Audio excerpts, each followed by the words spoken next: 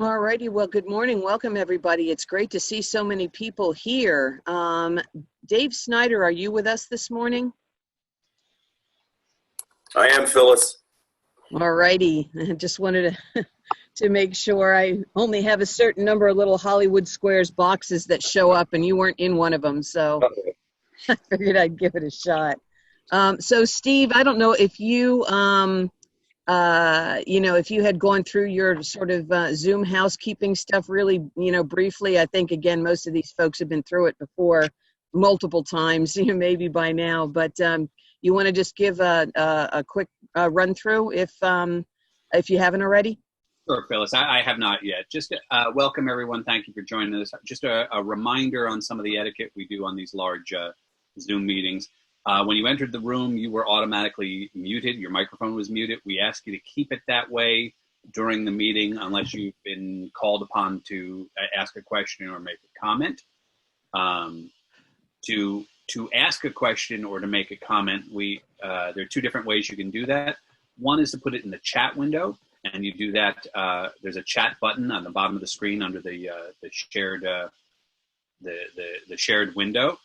You click that up and you just type your message, and we'll see it, and we'll make sure that your question or your comment is responded to. The other way is to raise your hand to let us know that you want to talk. To get that up, there's a participants button right next to the chat button in the bottom of your window. You click that, it brings up a list of everybody in the meeting, and at the bottom of that list is a button for raising your hand. And if you raise your hand, we'll know you want to be acknowledged. Those of you joining by the phone, if you want to raise your hand that way, you hit *9 on your keypad, and we'll know you want to talk. And I'm going to go ahead and let's see if we see folks who are unmuted during the meeting. I may just mute you again. I ask you not to take any offense at that. It's just a way to keep the noise level down in the meeting as a whole. And that's all I got. All right, wonderful. And I just saw that Josh Seib from Grace Church in Merchantville had posted greetings in the chat box. And especially in this the particular moment that we happen to be in now, I know it's just really fun a lot of times any way we can choose to connect with each other. So, I'd like to invite anybody else who would like to post greetings in the chat box to do so. If you want to just, post your hello and then just let us know where you're from, I think that would be really cool. So feel free to do so. And while you're doing that, Evelyn, I'm going to ask you if you would advance to the slide that has your names and faces on it, so everybody can see as you're looking at your Hollywood Squares, which pictures are the ones from our presenters today. I'd like to welcome this morning Charlie Michaud and Eric Kiernan and Evelyn Chen from CCS. As I had mentioned to in numerous places before, so some of you may have heard this already, we are feeling very blessed that we had started our relationship with Charlie and Eric and Evelyn even before, basically towards the end of last year, before any of this ever even became apparent. And we have had many reasons to, in the intervening months, be incredibly grateful that we were able to, start on a plan that looked a lot different when we started it back then than it does now, as far as reaching out to all of you, to find out a little bit more about what your needs are, do basically what we call a needs assessment, all as part of our continuing efforts towards relationship building, so that, we can all understand each other better, and be more responsive to the needs that you have. So we had one thing in mind as we got started on this plan, but one of the real blessings has been to see how CCS has worked alongside us to really pivot very quickly as this ramped up very quickly. To the point where we did the e-survey that we did last week, and we've really kind of, centered in on this, concern that we know that everybody has as far as anticipated, cutbacks, and some of them may be becoming real already.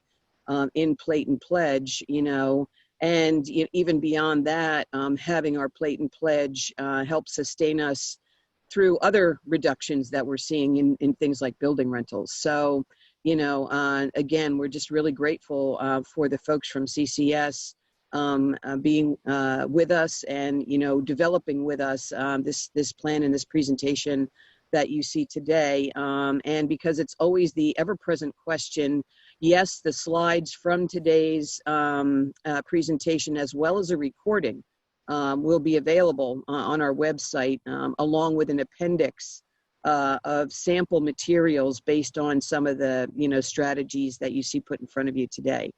So I think that's enough for me. And Father Dave, I'd like to hand it off to you so you can open us in prayer, please. Thank you, Phyllis. Good morning, everyone. Before we pray, I just wanted to remind you that in the presentation today, you're going to be seeing some of the results from the e-survey that went out a couple weeks ago. And I've been working this week on following up with parishes that have not yet responded to that survey.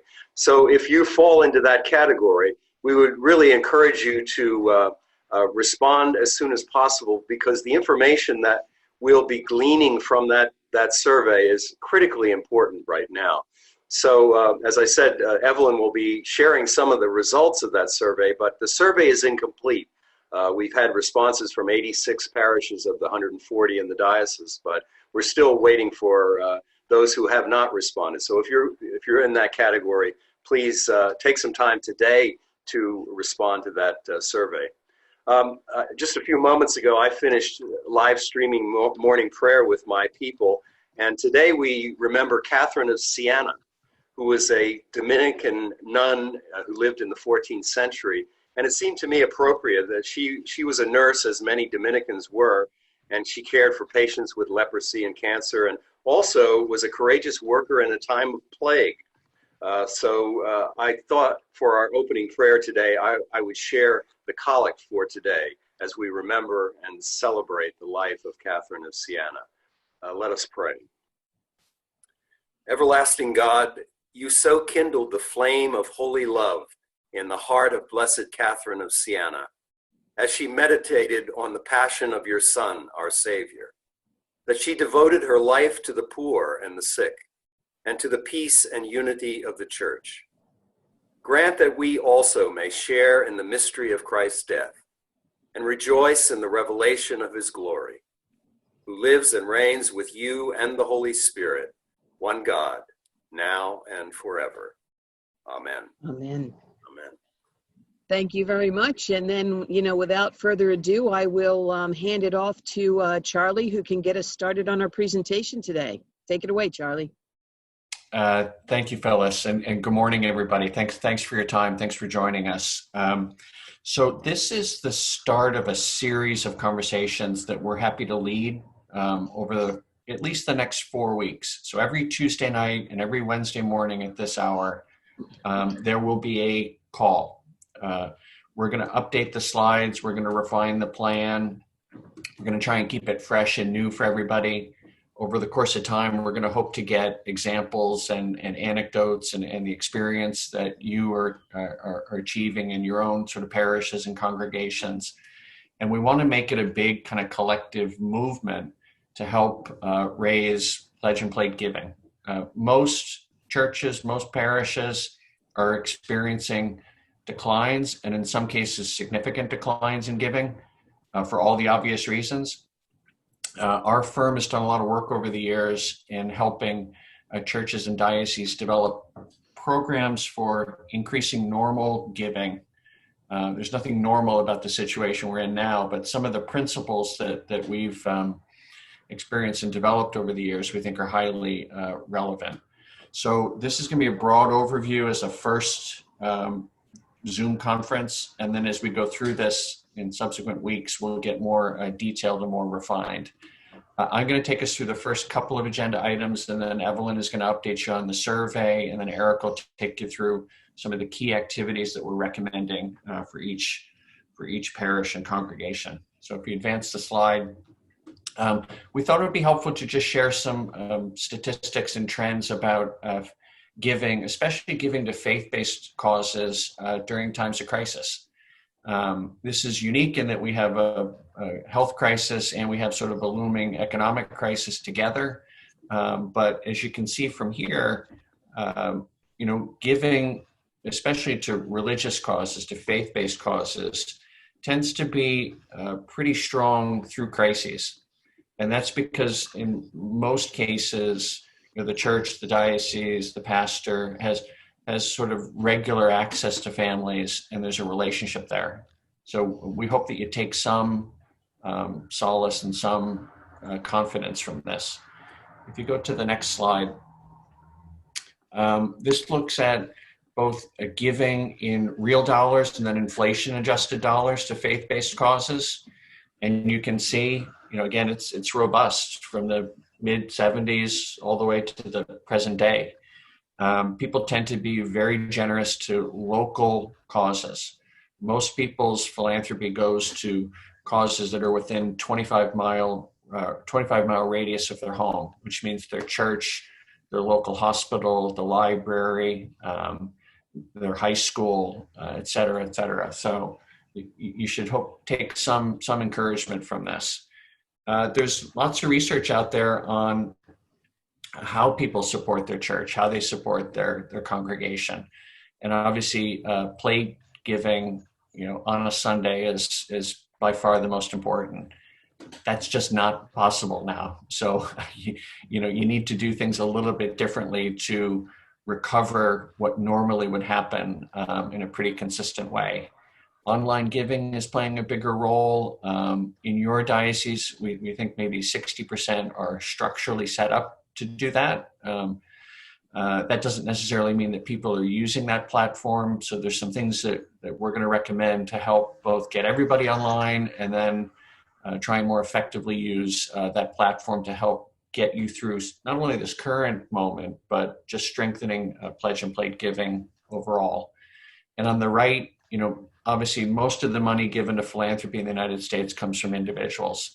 You read about the big corporate donations, you read about the big foundation grants, but what makes philanthropy happen in the US are really sort of private decisions that families make. And they tend to support organizations that are in regular contact with them and have sort of enduring missions, which is clearly the case with your congregations and dioceses. If you go forward again, go to the next slide. I said earlier, we work with lots of Episcopal dioceses and Catholic dioceses across the country. Your diocese is really, really well organized and has set up a COVID-19 response page that we think is just terrific. There's lots of resources that are available to you, and there's a platform for you to share your own best resources so that others could utilize them. And this is just a quick summary of some of the resources that are available, and more stuff is coming online all the time. So we're going to talk about sort of methodologies and principles, but we're not overloading you with a ton of paperwork right now. We're going to call your attention and direct you to where you can find it and tailor it for your own parish or congregation. I'm going to turn it over now to Evelyn to talk about the survey, but I have to say the response that you guys get to e-surveys, it's incredible. Normally, our clients get maybe a 7 to 10, maybe a 15% response rate to surveys. You guys are way, way up there. And I think, over the next couple of weeks and over the summer, e-surveying should be a more regular part of your fundraising and engagement. But over to you, Evelyn. Thank you, Charlie. Yeah, as Charlie said, the response, we had 86 congregations respond, and that is more than 50% in 1 week's time. So that's a really incredible response rate. And I've also received a few more responses in the last couple days that I'll also incorporate in future decks. But in looking at the responses to date, if you look at how the impact of COVID-19 has affected the financial health of your congregation over 3 to 6 months and 6 to 12 months, if you just look at the red, which is concerned to very concerned, it's the vast majority, if not everyone. So it's a little higher concern for 6 to 12 months, it looks, because I believe some of your congregations came into 2020 with a little bit of cushion, and now we're developing greater concern for what the rest of the year might look like. Of the churches that responded, 78 churches estimated raising $4.3 million in the second quarter, and believe $1.9 million, roughly 45%, is at risk due to COVID-19. Hopefully this plan can help us recover some of that $1.9 million and maybe even grow. On average, the congregations allocated roughly 15% of their budget to outreach ministries and anticipated a 30% increase in demand for the services of those ministries due to COVID-19. And then we took a look at some of your electronic engagement and giving platforms. 59% of your churches said you are receiving or have the ability to receive some type of electronic giving. And on the right, you'll see some of the different things your congregations listed that you're using. 21 congregations are currently using Vanco. Of the congregations that have responded are currently using Vanco, which is great. We recommend Vanco as kind of a very cohesive online giving platform that allows pledge payments. It allows, Vanco offers a lot of different resources. So it's great that congregations are using it. Of the congregations that are not receiving payments electronically, more than half do plan on implementing that in the future.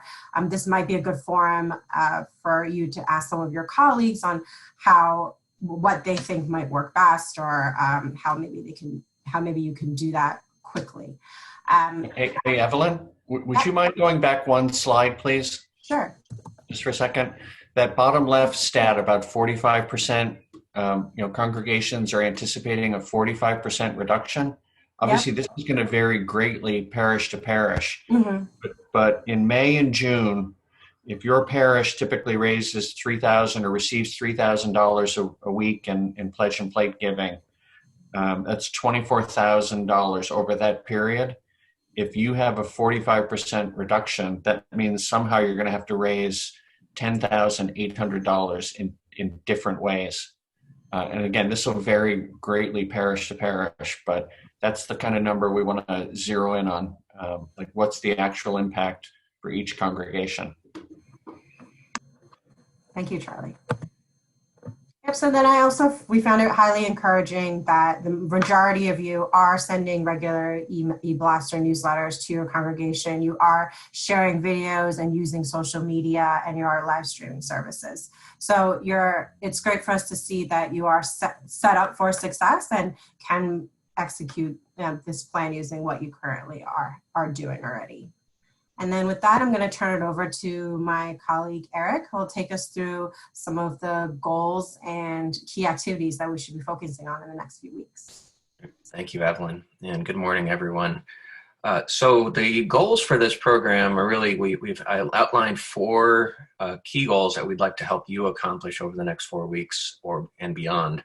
But first and foremost is just ensuring that you're able to reach out to each member of your congregation to have a personal, meaningful conversation with them. And when we say you, we use the royal you, but you and a team going out and virtually having conversations with everybody. Let them know how you're doing, how the congregation is doing, what are the needs, and that's really critical. So how are you managing, and what do you need to get through the crisis? Number 2 is finding effective ways then to take it to the next level and encourage those who might be able to give to consider making a special gift to help you get through this time. So as Charlie mentioned, what is that delta for you? Is it 10,000? Is it 20,000? Whatever it might be over this time period. For some, it might be 100,000. So it's quite significant. And just relaying the fact that there are some already who have come forward and said, how can I help? Number 3 is providing regular updates on the progress. So if we've set ourselves a goal, how are we doing on achieving that goal? And really celebrating every step of the way, not just your own success, but hopefully our communities can all get together and celebrate successes together. And if you're able to share how the congregation next door or upstate is doing, and how this is something of encouragement to all of us, then let's do it. And then 4 is just ensuring that members have full access to an online giving platform that is easy to manage and can help you go forward in a way that will make up for those summer months. Although those of you on the summer communities, of course, are the recipients of a lot of that, but or even during a winter storm. So it's more than just about this time. It's about just providing an opportunity for people to give when they're not at church.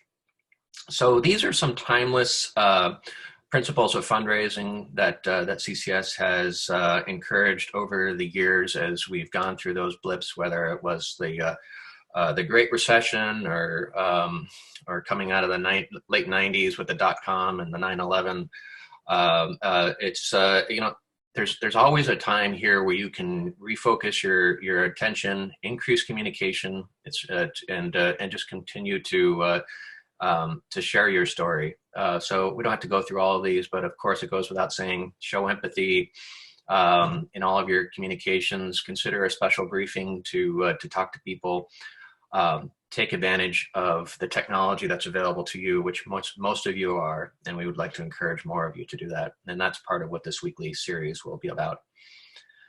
So the activities of this program are fourfold. So first we'd like to, and we'll go through each of these in detail, is talk about how you can quantify your impact. Second, how you can organize your lists and organize your information so that you're prepared to move forward in a fast and deliberate manner. 3 is initiate that engagement strategy, and then 4 is to celebrate success and keep volunteers engaged. So let's go through each of these one at a time, and we should have made clear at the very outset of this Zoom call that our intent is to go through this presentation relatively quickly so that we can leave as much time as possible for questions at the end. But it goes without saying, if you have any questions, keep putting them in the chat box. So number 1, quantifying the impact.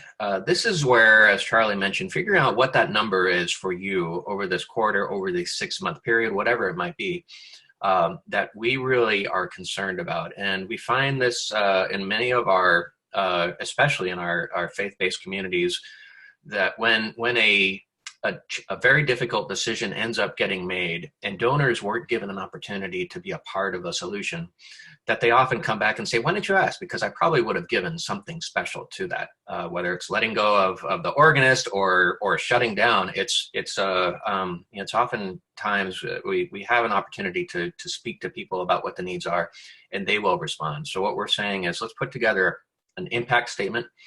We have a sample of this in the appendix that will be circulated after this call, but it talks about how the financials usually are this. This is the direct impact, what it means to us and to our parish congregation, whether in terms of staffing or the ministries and programs. So that's number 1, is we'd like to help you get through that part and do that very quickly. It doesn't need to be an 8-page document. It's just a 1-pager, very clear, easy to explain, easy to share. Number 2 is organize your congregation's information and your contacts. So this is, for some of you, might be a challenge. If you're not on site, and Evelyn, if you're able to move forward, but we'd like to help you with this. Prioritizing those who you would speak with. We can't boil the ocean all at once. You have to really focus on phases. And so we'd like to encourage you to start reaching out to your membership, ask them, just to check in with them. The way that we do that is start with some of the vestry members and your largest givers. Identify your top, and we put here 10 to 100. For some of you, it might be 10. For some of you, it might be 100. But supporters to reach out to, and confirm your ability to accept electronic payments and pledges and make it easy.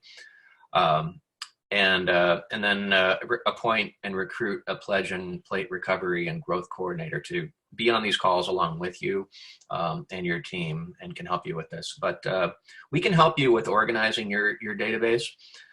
So we can we'll get into that more on our calls next week.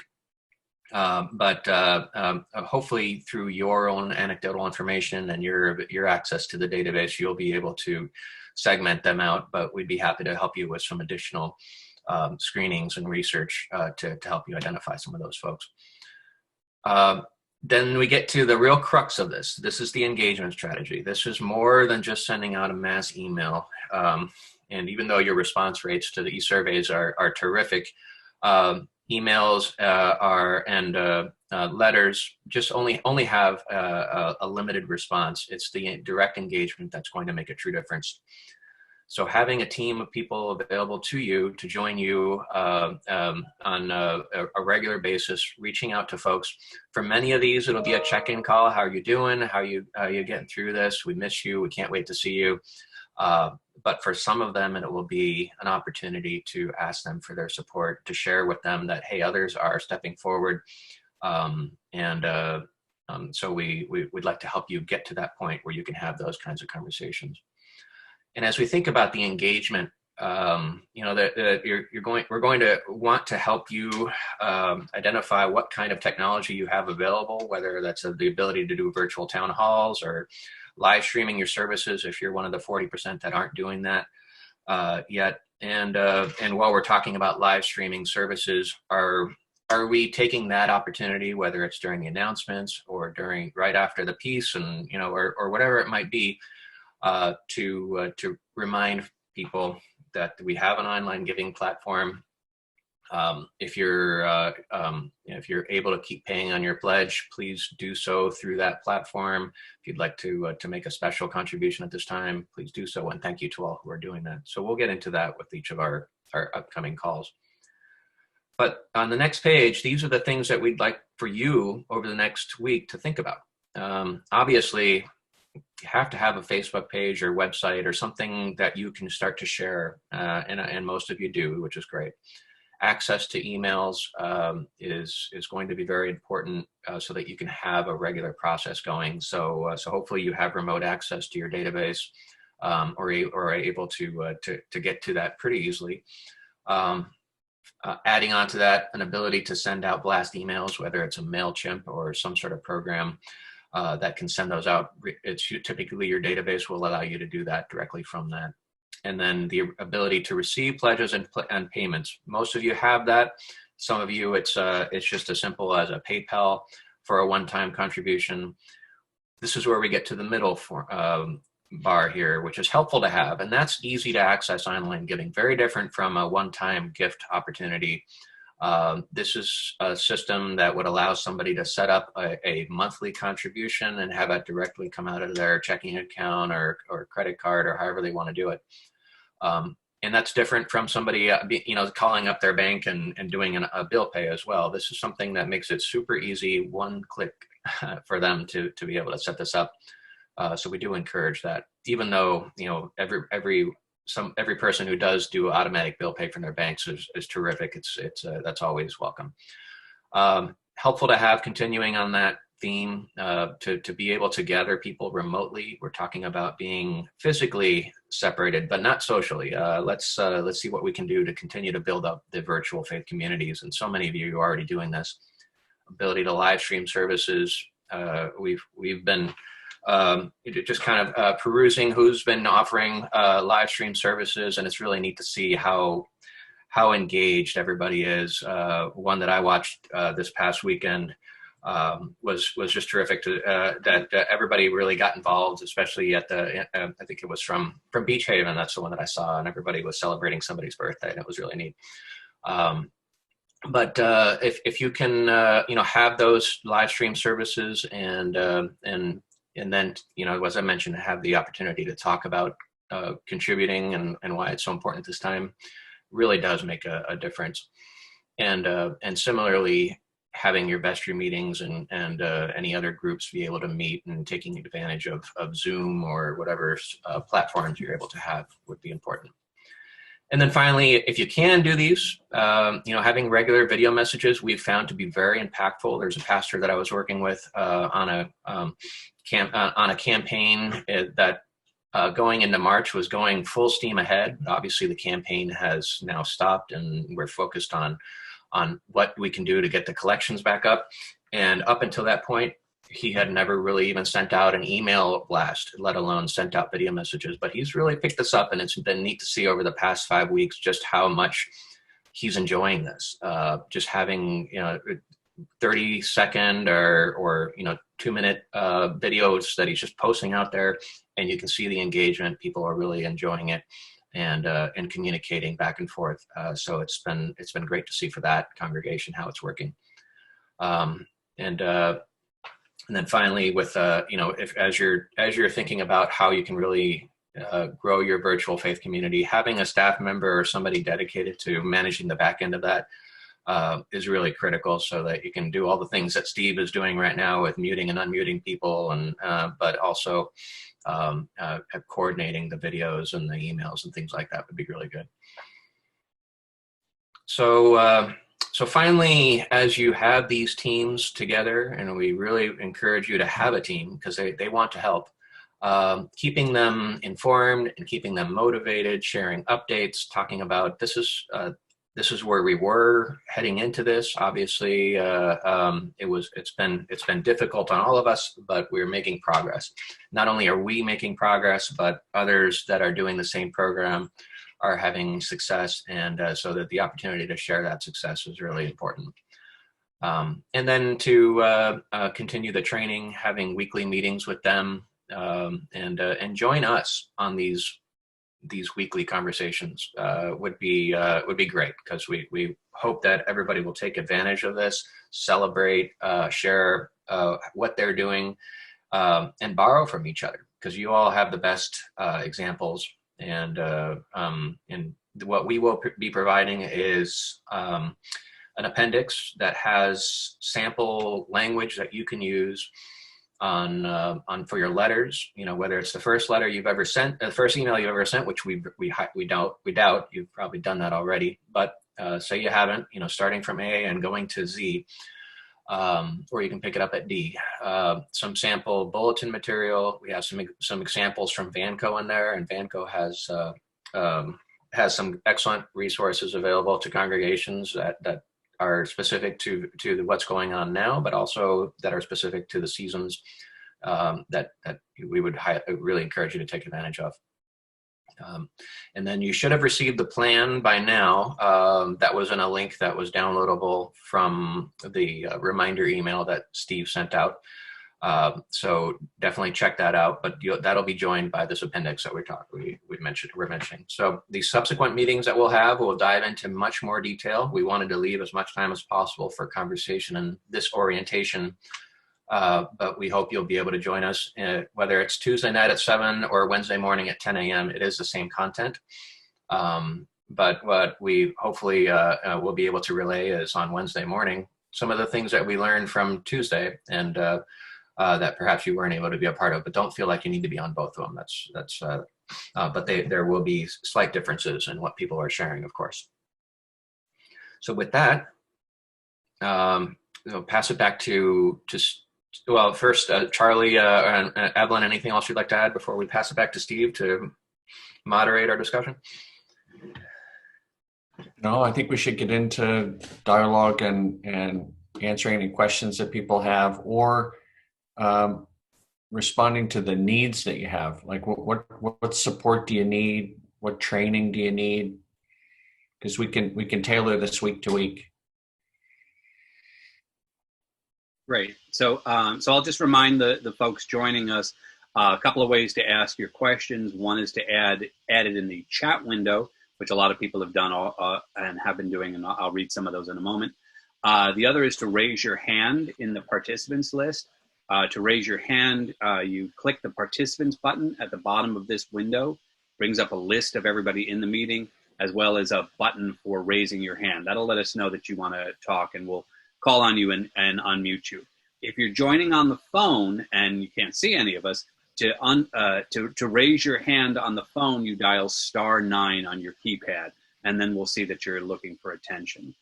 I think most of the questions that have been put in chat, Charlie, I think you've already addressed. There are a couple of recent ones, one from Jack Zamboni, who asks, videos I assume to be posted to website and Facebook page also sent out in e-blast. And I guess, I guess he's talking about the video for, Jack, are you talking about the video recording of this meeting?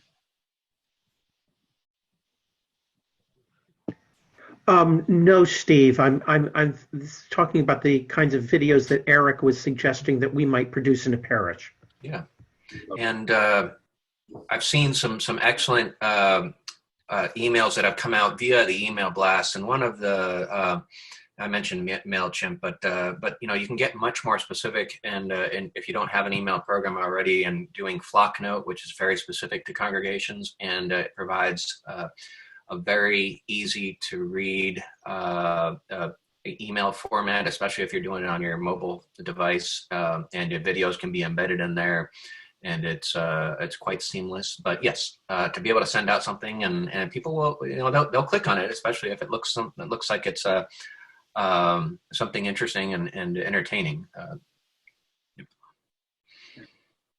John Brewer asks, we have treated pledge information as confidential. Is that consistent with the methods described here, i.e. identifying largest pledgers? Yeah, John, this is Charlie. In a church or a school or a hospital, university, like most organizations keep their major donor, especially major donor commitments confidential, unless the family wants it to be known. So what we're recommending is that you get a small group of people from the parish who are discreet, and you'd ask them really to make phone calls to everybody.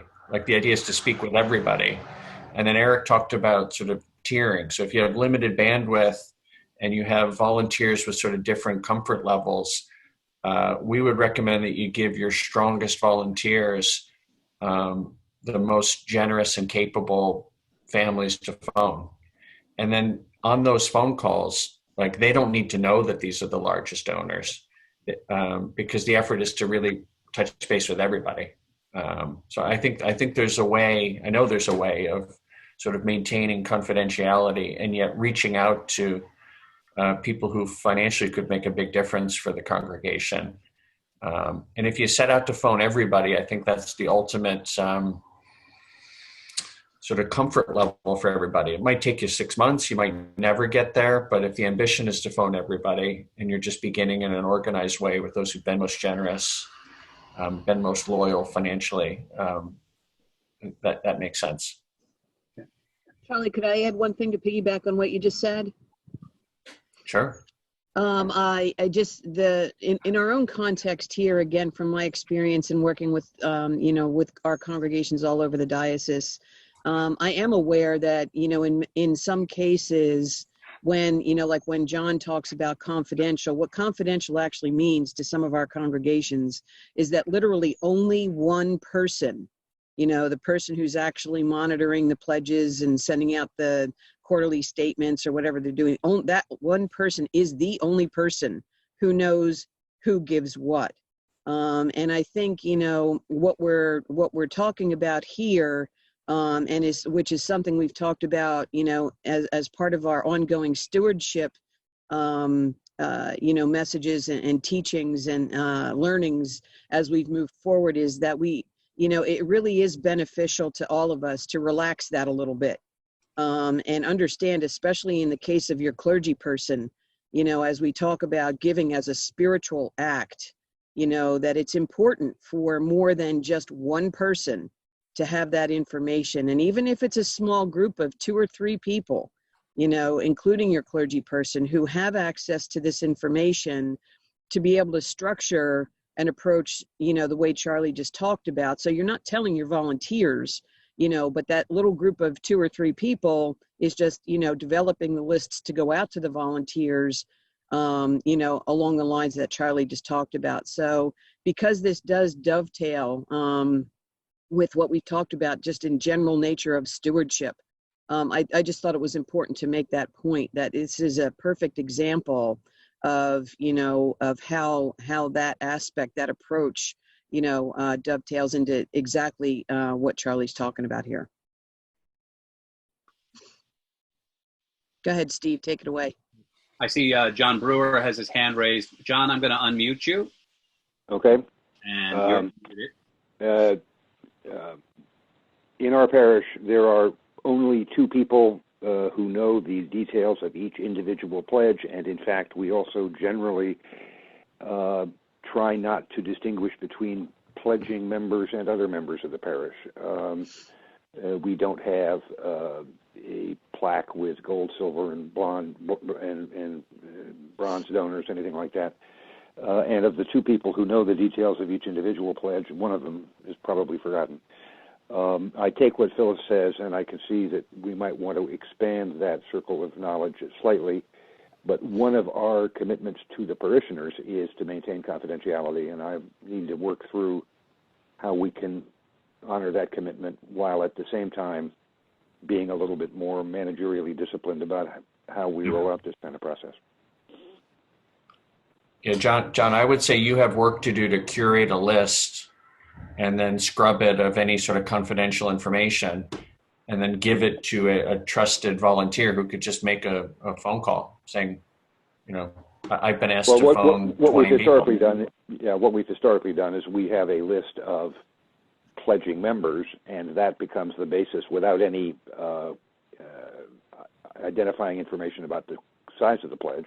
That becomes the list with some additions for targeted calling.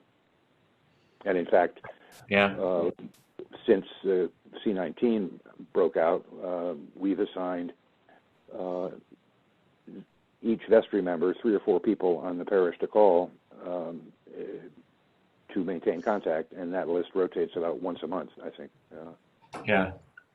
So I've worked with, I would say, thousands of parishes in my 27 years with CCS. And one of the things I've noticed is there's lots of parishes out there that just don't do a very good job of A, giving families a reason to be consistent pledgers, or B, giving them the methodology, the actual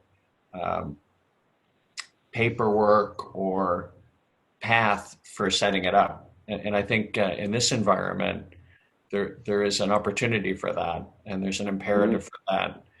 And but just putting a donate now button on the website, that'll be insufficient. But what we're talking about here in terms of personal outreach with empathy and sensitivity and some specificity about how COVID-19 is impacting the parish and what your plan is to address it, we think will be met with a receptive audience. Mm-hmm.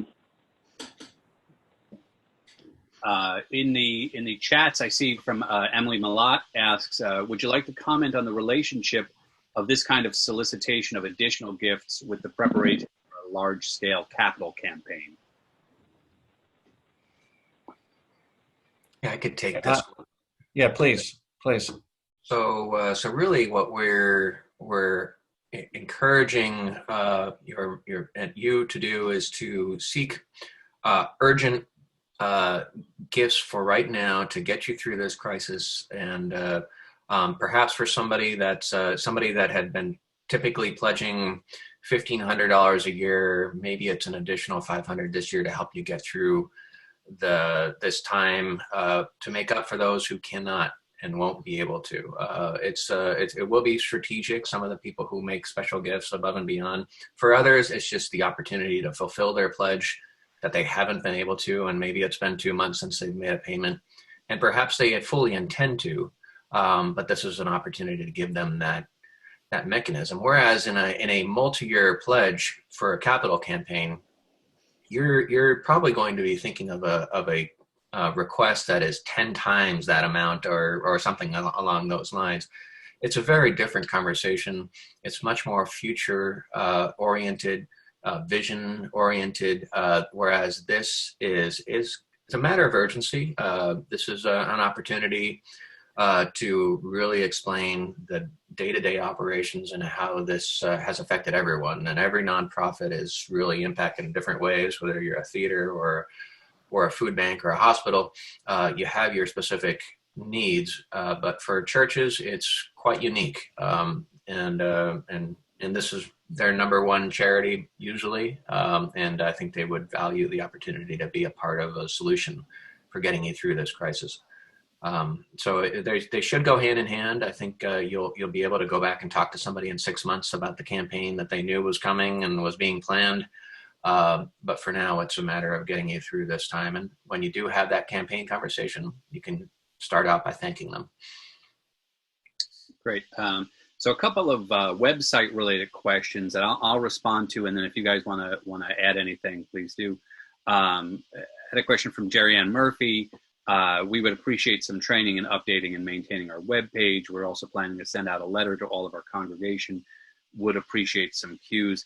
And I've put, Jerry Ann, I've put my email address in the chat. We can have that conversation, and I'm happy to help you out. On a related question, let's see. Patricia Peacock says, we're looking to update our website. Is there a resource for inexpensive, easy to use web templates? And yeah, there are lots of those, but I would want to know more about your particular needs and your particular situation. So I ask you to reach out to me directly, and my email address is in there. But CCS guys, anything to add to that? No, I think you got some great resources that we've seen on your website. So it sounds like you've got it. All right, great. Jack Zamboni says our vestry started calling parishioners a month ago and have reached most. As rector, I'm a bit over halfway through. We're small. It's been a check-in call, and we haven't raised giving at all. Any guidance on transitioning to include giving? Oh, I guess they haven't brought up the concept of giving. So any guidance on transitioning to include giving in the conversation? Yeah, I'm happy to handle that. And I think it dovetails with Patricia Peacock's question about role playing on like what would the conversation sound like? So we're strongly advocating that every parish, every congregation take a snapshot of how COVID-19 is impacting you locally. Revenue is down, expenses are up, our mission ministries are increasing, and there's need for more. So we anticipate the need to raise X. When you make these phone calls, it tends to be three things. The vestry's asked us to reach out to everybody and check in with them. People appreciate that. And it's not just checking in once. Like, this is an ongoing, we want to check in with everybody regularly. So as soon as you get through the list, it's kind of time to do it again. So it's check in with everybody, update everybody on how COVID-19 is impacting the parish. And part of that update should be, our response and recovery fund. So everybody's safe. The staff is working remotely. We're doing online services. We're feeding. Our food pantry continues, but in a different way. But we also want you to know that revenue's down, expenses are up. We've set up a response and recovery fund. We need to, as a congregation, raise an additional $20,000 between now and the end of June. And then importantly, we're also phoning to invite you to an update, either something that the bishop would give or so that the local clergy would give, where people can connect.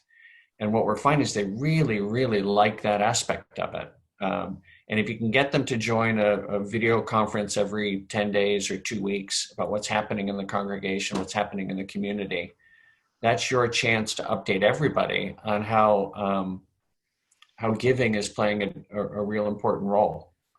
So we can do a lot of role playing, a lot of coaching, but it's taking that little tiny next step to say, as part of the update, here's how we're being impacted, and here's our plan for moving forward, with pledge and plate giving in a new way. A question, Phyllis, this one may be for you. Some clergy don't want to know, is the bishop going to talk to the clergy about this?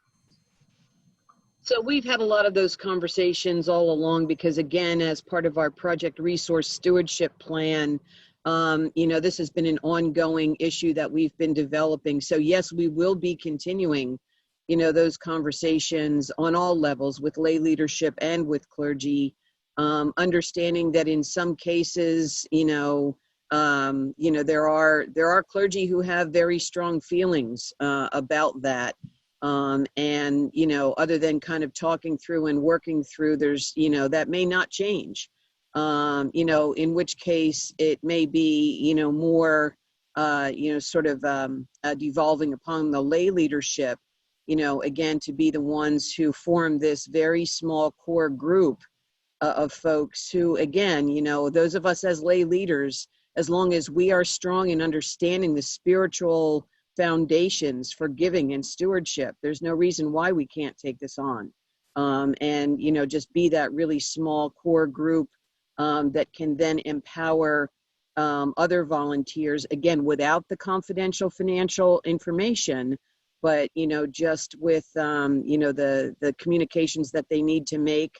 Again, empowering them with the information that Charlie spoke about to be specific as to, the nature of where we are right now and the nature of the ask. Thanks, Rose. From Emily Malott, she says, observes that the one or two people who know can tell you who your highest givers or the most faithful givers are without revealing the amount of the gifts. And Charlie, I think that was part of your point, yes? Yeah. And largest givers obviously doesn't necessarily equate with most generous givers. So, in a church setting, asking people to give sacrificially, so equal sacrifice rather than equal gifts. And I think it relates to Father Dave's comment about, are there efforts out there to ask people to donate their disaster relief check? We're discouraging our clients from pursuing that, because it's, for some, those checks are essential, and then for others, they're not like really important at all. But what you really want to do is talk to people about making a personally meaningful sacrificial gift or pledge to help the congregation get through this period and get into the autumn and sort of next year from a position of strength. And that'll vary greatly, family to family, person to person. Patricia Peacock, I'm interpreting this, and Patricia, you correct me if I'm misinterpreting you. Her question says, can anyone do a role play of this type of conversation? I find it difficult and don't have the experience in fundraising to know quite where to start. So I think Patricia is asking, are there resources to help practice this role play? Yeah, and we certainly in these upcoming weekly conversations would like to get into that level of detail, and we had hoped this first Zoom call would be just an overview of how the program will work. You'll find in the appendix that there's a one-page bulleted list of suggested speaking points, in addition to all the other communications. So that'll be a starting point, but we can absolutely get into that, and probably that will be the next week's calls will be focused on, now that you've begun your outreach, let's start to think about how we can have a conversation. But as Charlie mentioned, it's really about encouraging somebody to think about the needs of the congregation, and would you be able to prayerfully consider a sacrificial commitment to help us get through this challenging time. And I think that also addresses a question I saw in here, things move, from Linda Werman about sample scripts, phone and email, and you're saying that those points are covered in the, or at least bullet points in the plan, there was a link in the email that people received when they registered for this course, for this session. Is that correct? So the bullet points that are not quite a sample script, but help establish what they should write and what they should say. Yeah, that plan does not have the scripts. It's the appendix that has the scripts. But yes, it'll be in there. So you haven't received it yet, but that's something that we need to send out. Okay, great. Thanks for the clarification. And I'm not sure whether this has been addressed or not, but Jack Zamboni brings up whether, let's see, my chat keeps scrolling on me. David Snyder actually brought it up first. Has anyone considered asking people to donate their disaster relief check from Uncle Sam as a one-time gift? And there's some discussion around that the wealthiest people did not receive one, and they're the ones in the best position to make gifts. Do you have any insight on that? Yeah, and as Charlie mentioned, we're discouraging that as being part of the conversation. We would like for the conversation to go in a much more sacrificial discussion. For some people, that equal sacrifice will involve an additional gift of $100, and for some that might be an additional gift of $5,000. But we wouldn't want to limit it, and certainly wouldn't want to bring that.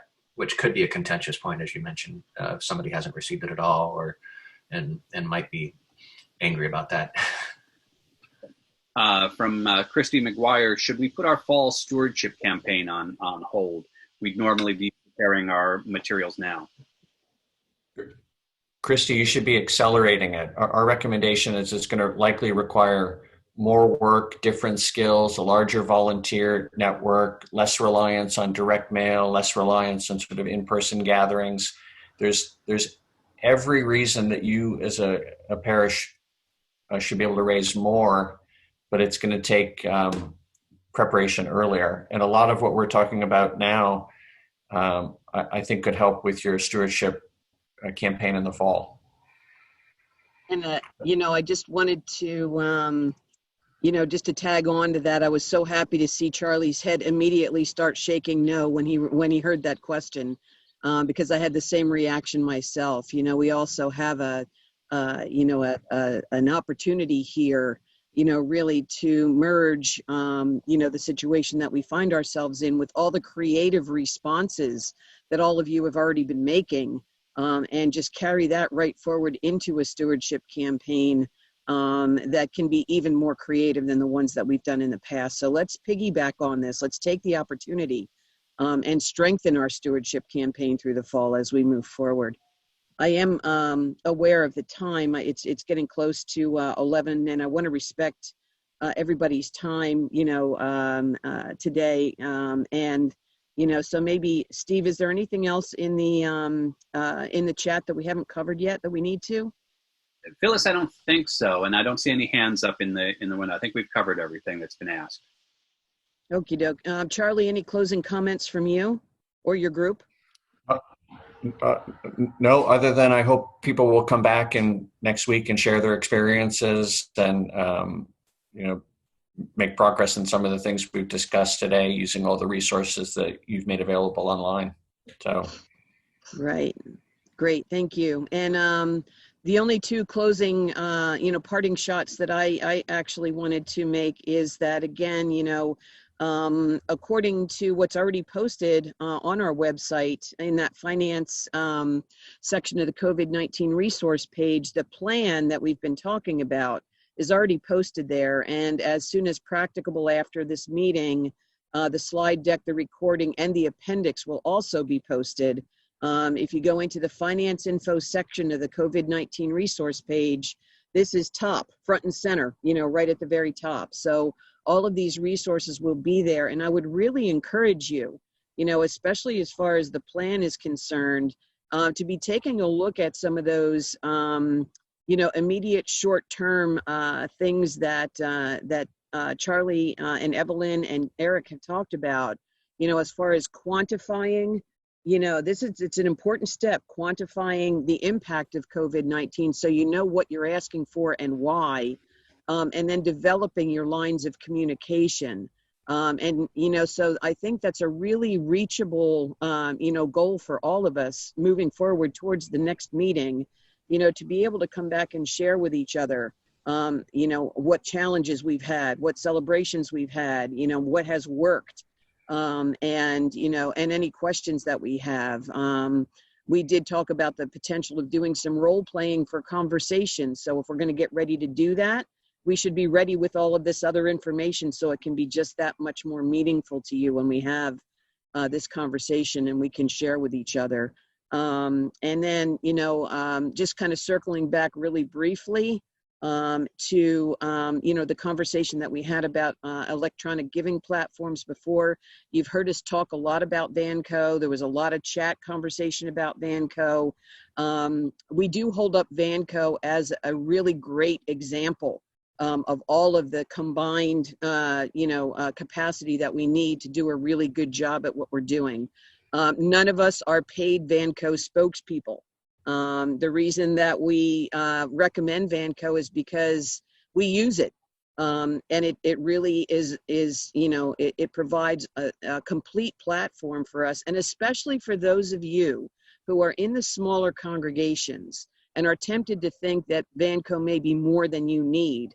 I would suggest that maybe Vanco is exactly what you need, because they provide the resources that some of our larger congregations, have in their own structure, to be able to develop bulletin inserts, to be able to, think about materials and messaging and marketing and, all that kind of stuff.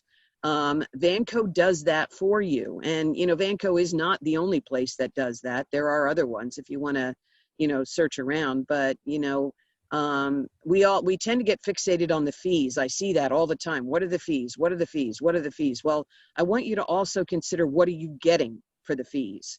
And is that something that you need? My job as a leader is to try to strengthen all of you and position you to move forward, not just to stay where you are, and if you want to move forward in reaching the audiences that you want to reach, Vanco or something very much like it is really what you need to be looking for. So I hope that answers, some of the other questions that you had there.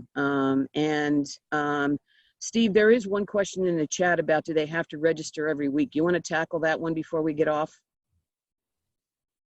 Yes, Phyllis.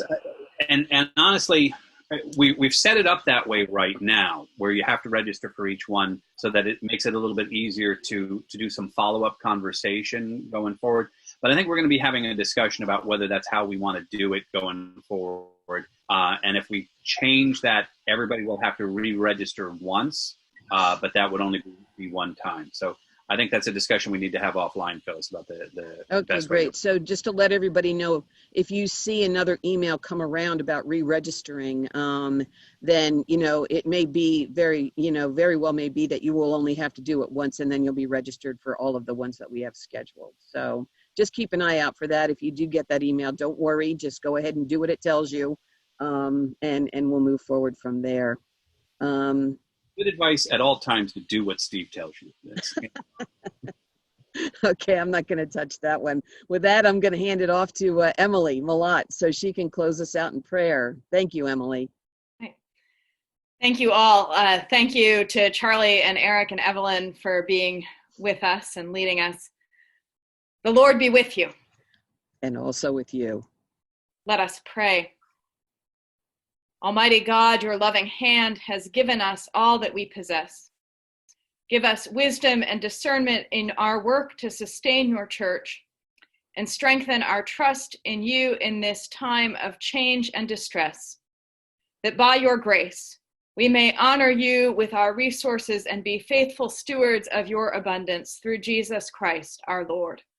Amen.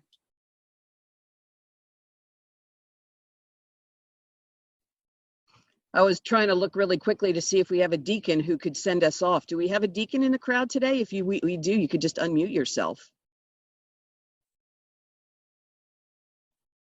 Sounds like we don't. So consider yourselves sent back out, and we will look forward to seeing you next week. Thank you again for your participation today. We deeply appreciate the blessing that you give us by being here. Have a safe week, and we will see you next week. Thank you, Phyllis. Thanks, everybody. Be healthy.